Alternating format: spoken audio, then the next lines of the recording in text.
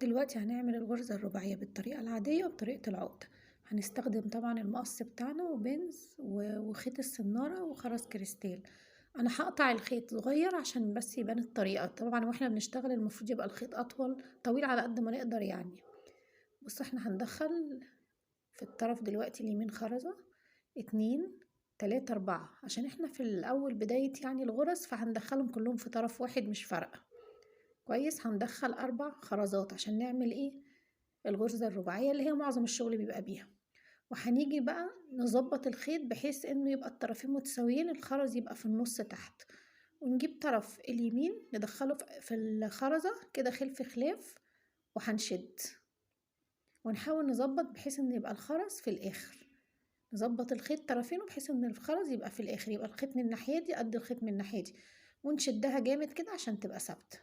هي دي الطريقة العادية، ان احنا بندخل في خرزة في النص نحطه.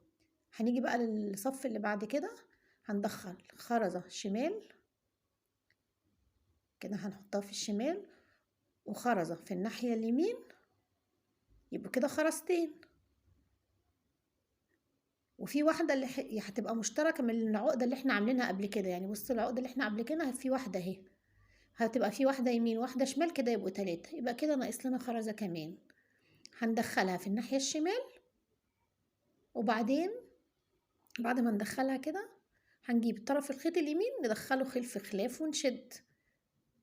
هنستمر على كده بقى، يبقى هنبتدي واحدة يمين وواحدة شمال، ونجيب واحدة نحطها في الشمال ونعمل الخيط كروس ندخله في ايه، في فتحة الخرزة ونعملها كروس. دي اول طريقة. خلاص، نعمل واحدة كمان، ادي واحدة شمال هندخلها، واحدة يمين ندخلها كده، وبعد كده هنجيب واحدة شمال ونشد، دي هتبقى الخرزة ايه اللي هندخل فيها طرف الخيط اليمين تاني كده خلف خلاف ونشدها، ونشد جامد على قد ما نقدر عشان يبقى الشنطة ماسكة نفسها ما تبقاش مرخية. طبعا الخيط بيوجع الصوابع، ممكن تشدي كده بالبنز بتاعك هيساعدك بحيث ان ايديكي ما توجعكيش. دي الغرزة ايه بالطريقة العادية. في بقى طريقة العقدة، وانا بحس انها افضل لانها يعني بتبقى ماسكة نفسها اكتر من الطريقة دي. بس طبعا انتي لما تيجي تشتغلي جربي دي وجربي دي وشوفي هترتاحي في ايه.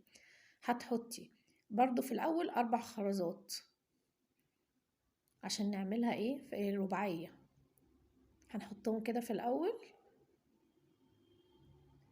طيب الغرزة العقدة بقى بنعمل ايه؟ هنوسطن الخيط اهو، تجيبي طرفينه وتشديه بحيث ان يبقى الخرز عندك في النص تحت. هتجيبي الخرزة اللي ناحية الشمال ترجعي فيها الخيط تاني، بصي هترجعي فيها الطرف بتاعها تاني في خرزة واحدة بس، هتبقى عاملة لك زي حلقة كده. شايفاها الحلقة اهي؟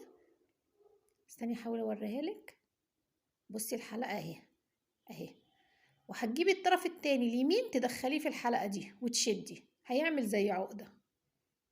الطرف اليمين اهو، مش عارفة الكاميرا كده مظبوطة ولا لأ بقى، معلش اعذروني في التصوير. هتدخلي اليمين فيها اهي من تحت اهي وتشدي، هتعمل زي عقدة. انت هتحسي كمان وانت بتشدي الخيط ان العقدة دي ايه داخلة في قلب الخرزة.